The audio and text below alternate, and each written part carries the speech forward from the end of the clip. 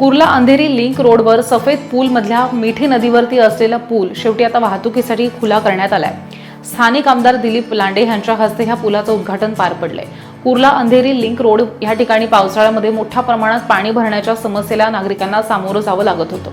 तसंच जुना पूल हा अरुंद आणि जुना असल्यामुळे इथे मोठ्या प्रमाणात वाहतुकीची कोंडी सुद्धा होत होती। पण आता हा कुर्ला अंधेरी लिंक रोडवरचा महत्त्वाचा पूल वाहतुकीसाठी खुला झालाय, त्यामुळे ह्या मार्गावरची वाहतूक कोंडी अतिशय कमी होईल आणि पावसाळ्यामध्ये या विभागाला पाणी भरण्याच्या समस्येला सामोरं जावं लागणार नाही, असं आमदार दिलीप लांडे म्हणाले।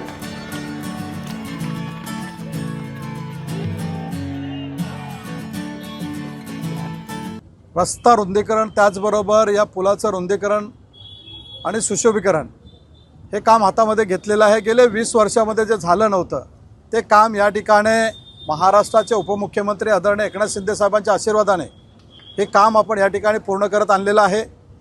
या ठिकाणी आज तुमच्या साक्षीने लोकांच्या उपस्थितीमध्ये पुलाच्या दुसऱ्या टप्प्याचं आपण लोकार्पण करत आहोत। आज लोकांना वाहतुकीसाठी खुला करत आहोत। गेले अनेक वर्ष या नाल्याचं, या मिठी नदीचं पाणी या कुर्ला अंधेरीवरती 3 ते 4 फूट भरायचं।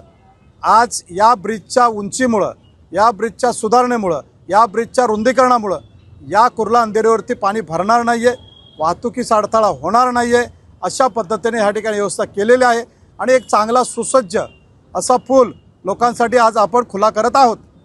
सर्वात महत्त्वाचा मुद्दा आहे की गेले 20 वर्षामध्ये लोकांना जो कुर्ला अंधेरी रस्ता रुंदीकरण पाहिजे होतं ते झालं नव्हतं। ते आदरणीय एकनाथ शिंदे साहेबांच्या आशीर्वादाने, लोकांच्या आशीर्वादाने हा रस्ता 70 फूट रुंद अतिशय चांगला सुशोभीकरण करून या ठिकाणी चांगली विद्युत रोषणाई करून या ठिकाणी हा रस्ता लोकांसाठी खुला केलेला आहे आणि आज या दुसऱ्या टप्प्याचं, पुलाच्या दुसऱ्या टप्प्याचं लोकार्पण होत आहे। हा लोकांचा विश्वास, लोकांचं सहकार्य आणि आदरणीय एकनाथ शिंदे साहेब यांच्या आशीर्वादाने होत आहे। आज आपण पाहिलं असेल, अनेक लोक आहेत त्यांना माहिती आहे या रस्त्यावरती एक तास, दीड तास या वाहतुकीमध्ये आपल्याला थांबावं लागत होतं, वाहतुकीचा खोळंबा होत होता।